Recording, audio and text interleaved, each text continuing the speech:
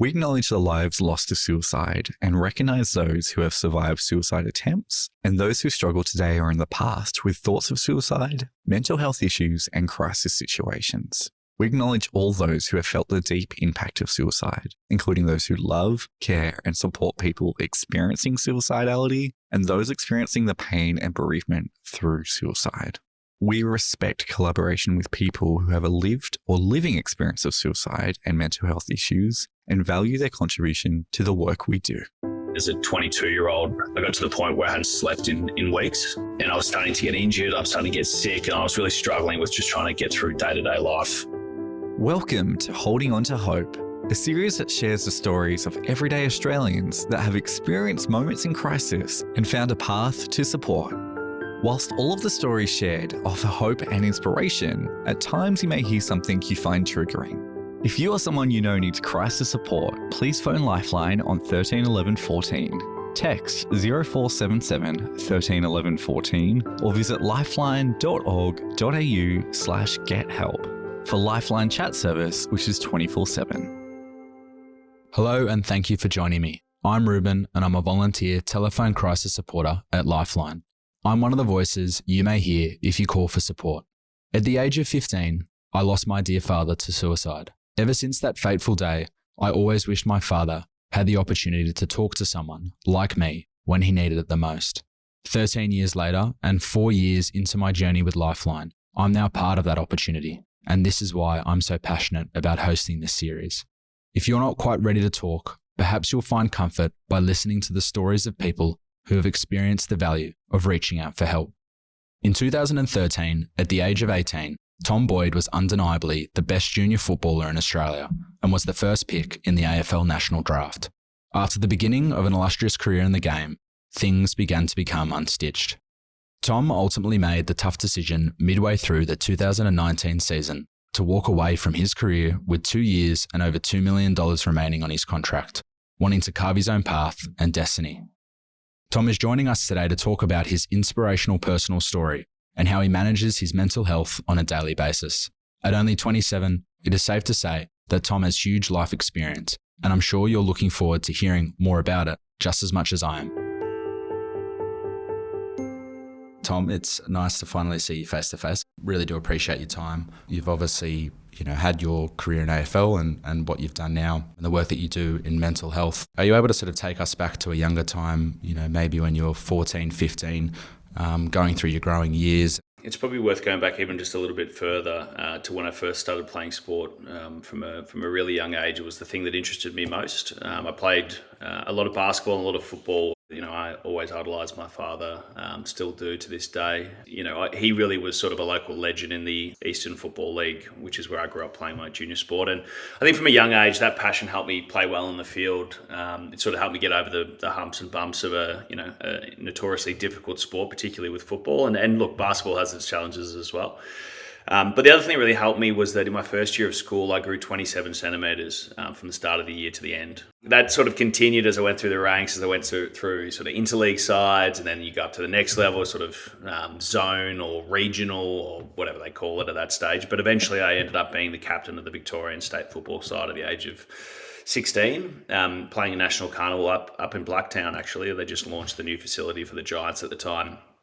And simultaneously that year, I'd gone through the state basketball process and really gotten to the point where it was just overwhelming. I mean, I was doing, I think, 11 or 12 sessions of sport a week. I was traveling most weekends around the state. And obviously, once the carnivals kicked in, I started going around the country as well. And finally, my body started to tell me that, probably wasn't as invincible as I'd been telling myself for a long time. And I had to actually go down the path of choosing a sport. I had this really good tension between, my parents basically saying, academic comes first, education comes first, and then me saying, well, I'm going to get drafted eventually, and I'm getting there closer and closer, and it's becoming more and more difficult for them to tell me what to do. But, I'm really thankful for that because I was able to get a really good score at school and do quite well in that as well as my football. And to the mental health question, I was a really happy kid. I was really high functioning. I was particularly successful, whether I was comparing myself to my cohort or broadly to the population.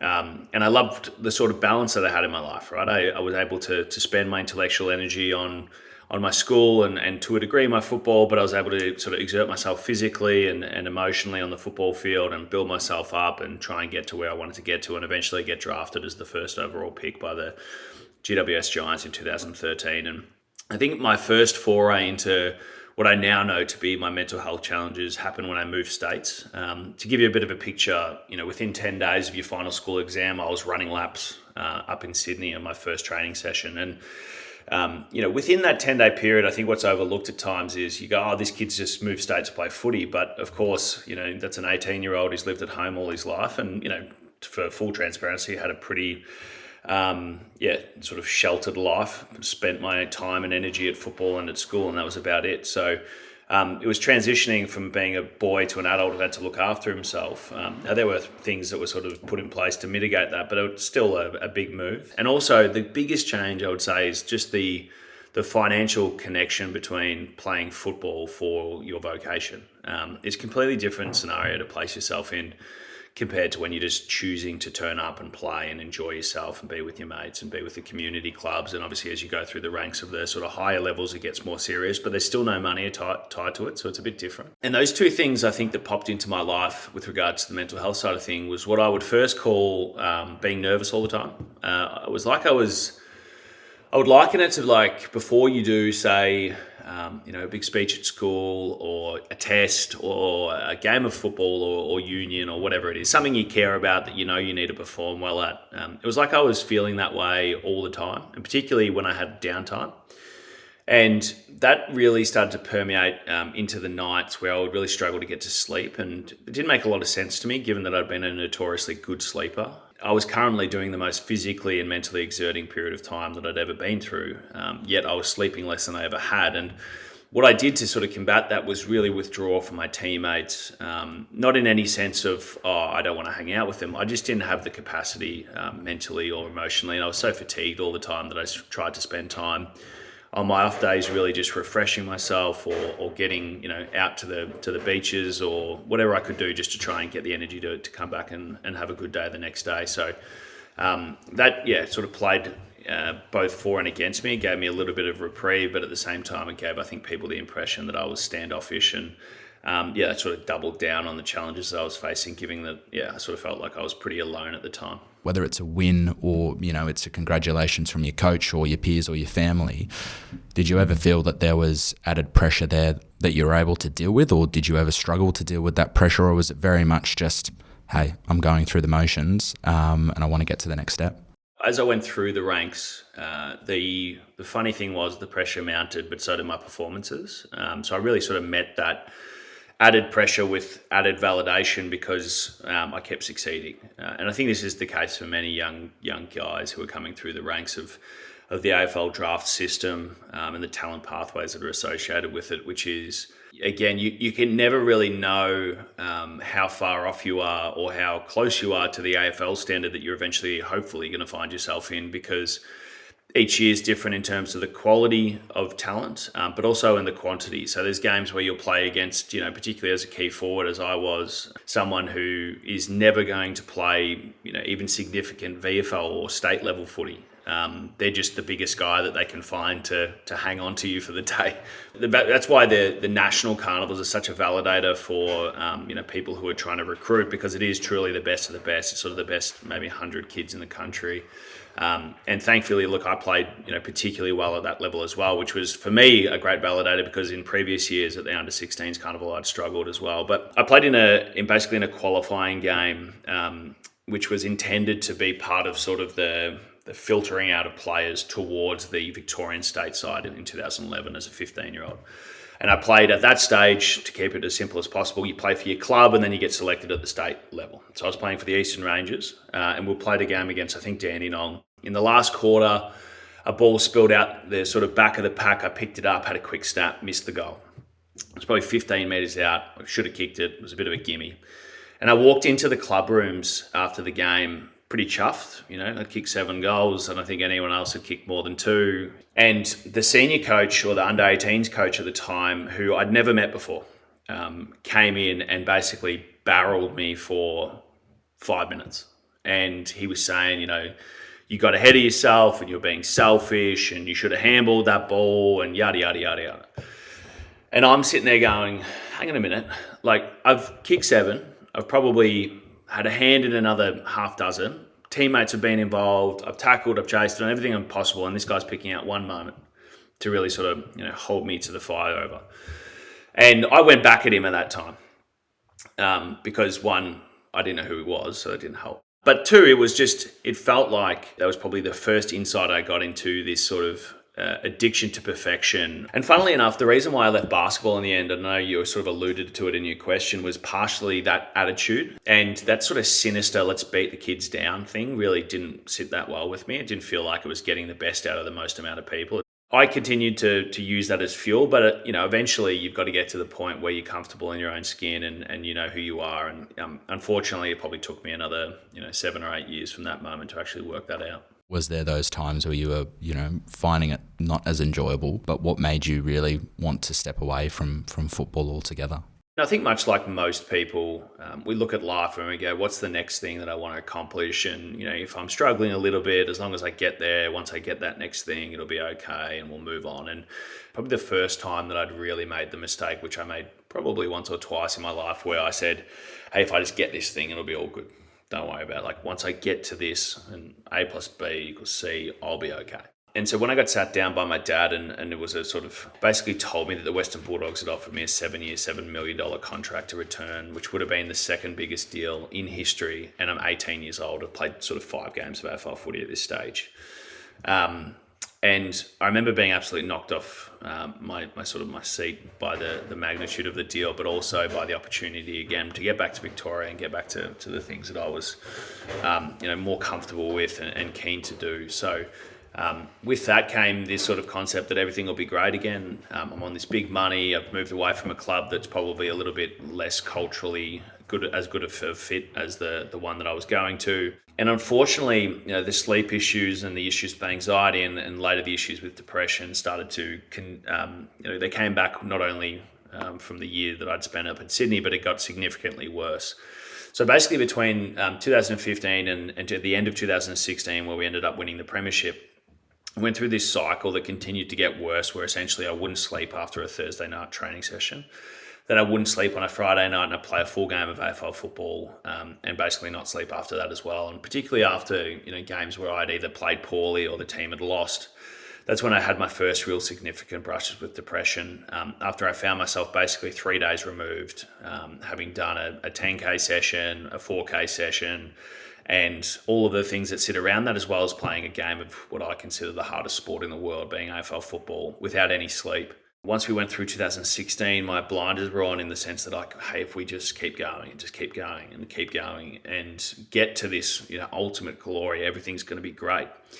And we went on a historic run, first team to ever win from 7th position at the end of the season on the home and away ladder, first team to basically run the gauntlet from 7th all the way through, winning 4 games on the trot. 2 interstate, were underdogs for every game that we played, including the grand final. And I remember after the grand final, standing on the stage of the MCG, 99,981 people in attendance, 21 years old, getting paid $1 million a year to do the game that I've loved since I was 5, and going like, what are they going to say now? Like, what could possibly go wrong now? I've just made absolute history. I've been a part of something that people will remember for the rest of their lives. Like, there's nothing that can top this.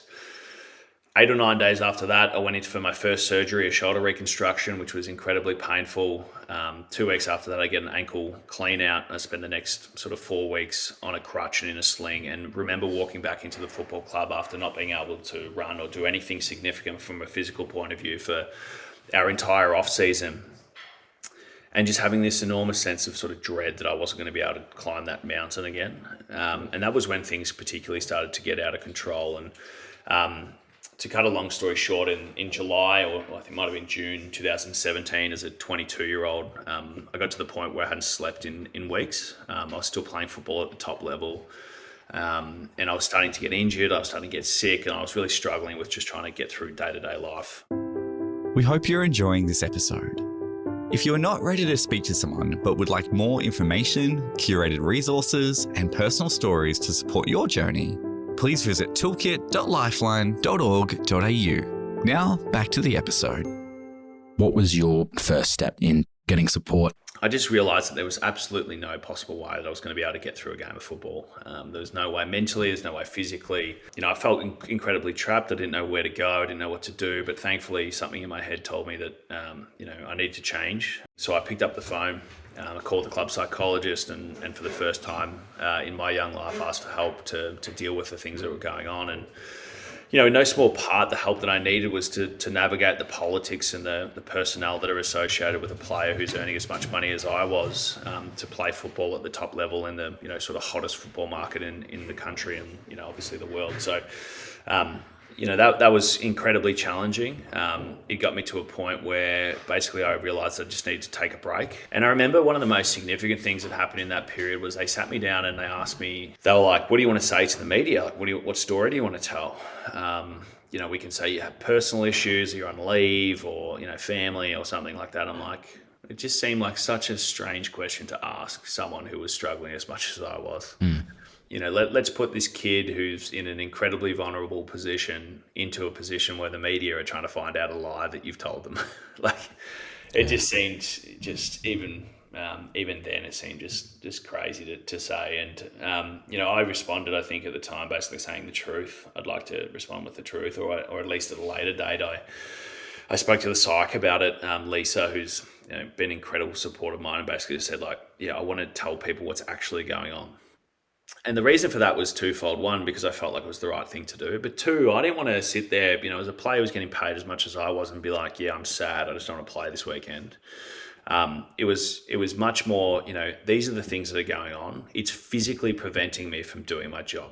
I can't play. I can't train. I'm getting injured. I'm getting sick. I can't concentrate. And I'm actually at a risk to not only perform poorly, but actually injure myself further or perhaps do damage that may be irreparable. So that was a really important stage for me, and sort of try and pick up the pieces of what was, on paper, the perfect existence.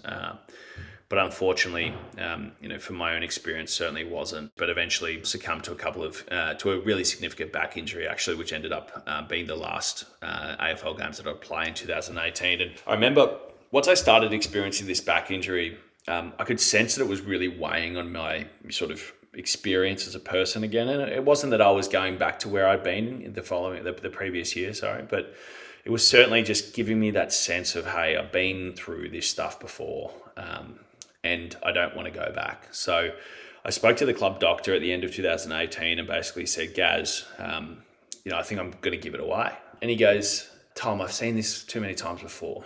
Guys who are injured, guys who are rehabilitating injuries, they always, sort of throw the baby out with the bathwater, so to speak. And I think it was a pertinent comment for me and a really important one at that stage, which is basically the life lesson of don't make life-changing decisions when you're too happy, mad, or angry, or sad or angry, I should say, because you're not in a mindset where you're thinking long-term. So I did what Gary said. I got back to playing footy the following year in the VFL, and quite quickly realised that I'd done myself the justice of getting myself back on the field, but the passion for the game was gone. And the reality of it was that getting paid $1 million a year to play footy means that you're taking 3 other people's jobs. And probably in reality, you're probably taking more like 5, because that's just the mechanics of the salary cap in the AFL. And I felt incredibly disingenuous to continue on, take the paycheck, which I've seen many players do over the years. And what invariably happens is everyone just dislikes them, their relationships break down, and their lack of authenticity and clear inability to be honest with where they're at in terms of their aptitude to still play the game. I wasn't willing to go through that. And that's only best represented by the fact that when I stood there in front of the playing list, lucky enough to get a retirement speech, I basically got up there and said 2 things. I said, to all of you in the room, I just want to say thank you. You're the reason I lasted as long as I did, certainly not the reason I'm going. And in particular to the players, if you're thinking about negotiating your salary, now would be a good time, because I hear there's a bit of extra money in the cap for the next 12 to 24 months. And everyone laughed because I think the room was quite tense, and that was sort of the last thing that I was able to leave the club with, and again walk out into the rest of my life with a smile on my face, and the choice being my own. Where you are right now, and we always think that we can always do it ourselves, and sometimes we're afraid of reaching out for that support. You told me that there's still a lot going on, with work, but also, within your own sort of life and circle. What supports do you draw on